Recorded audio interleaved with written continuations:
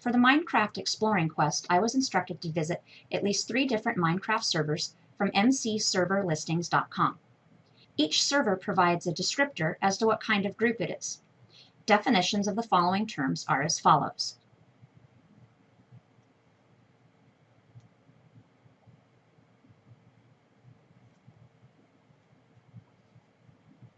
My game personality type, or BrainHex class, is Seeker, with my BrainHex subclass being Seeker Mastermind. A Seeker is ultimately curious about the game world and enjoys moments of wonder. A Mastermind enjoys solving puzzles and devising strategies. These characteristics are pretty accurate, and since I am very new to the Minecraft world, I wanted to avoid servers that involve PvP, or player versus player. I don't get an adrenaline rush through combat and felt definitely at a disadvantage competing against someone more skilled at Minecraft, so I chose to explore the following servers. The elements of XX0M 3GAXX are player versus environment, survival mode, a term used bucket, which means this server has lots of different modifications applied to it. Upon entering this server, a player must first visit the server's website and join and apply for a builder's permit.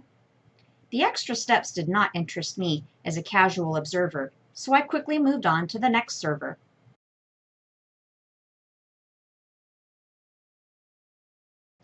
Villacraft had the same elements as XX0M3GAXX.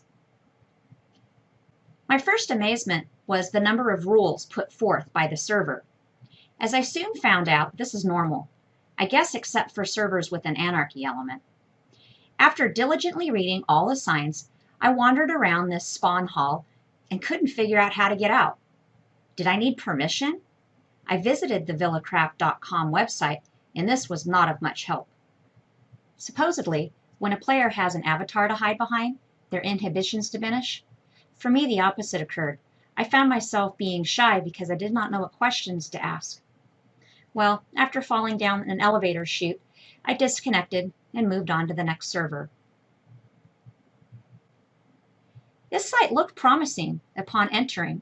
All I had to do was read some rules and enter. However, for me, I found this world too busy. There was a ton of chat, and it seemed every space was occupied. So, next. This site seemed great, but was I willing to admit I was old? I liked the idea of being able to learn something, so I entered, and I carefully read all the signs as I knew there would be a quiz. As each question was successfully answered, you enter a new room. I was making great progress until I got one question wrong. Who was MC Bands? This was due to my inexperience with Minecraft titles. Never fear though, I got one more chance. However, I quickly blew that one chance when I got the website's name for old age pensioners wrong. I even checked before selecting my answer, so I still don't believe I was wrong. But oh well, with this supposedly wrong answer, I lost my chance to join old age pensioners. Regencraft was cool, as you were greeted by all the server administrators as you entered. The server itself didn't seem too crowded, and while looking at all the administrators, I was given blocks of diamond to add to the tools I got when I started. I quickly found a nice little spot and started creating. While creating, a few members joined the server and said hello.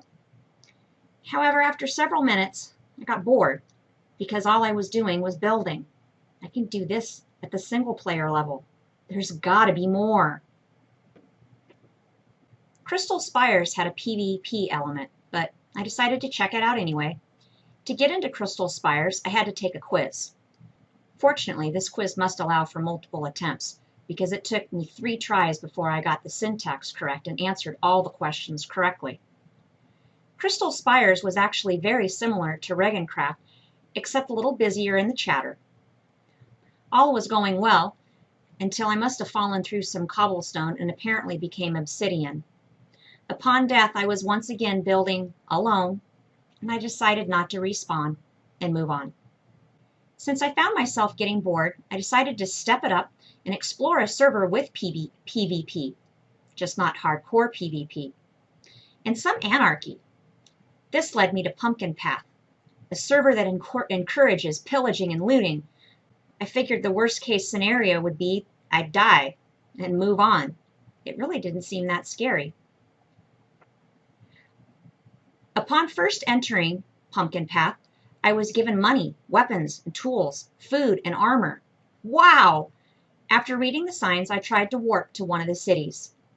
Either my syntax was wrong, or I actually wasn't eligible to warp because I kept getting a message stating that I did not have access.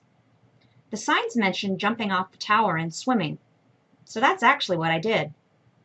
The island in Pumpkin Path is small, so I quickly circumnavigated the castle at which I entered. This was boring.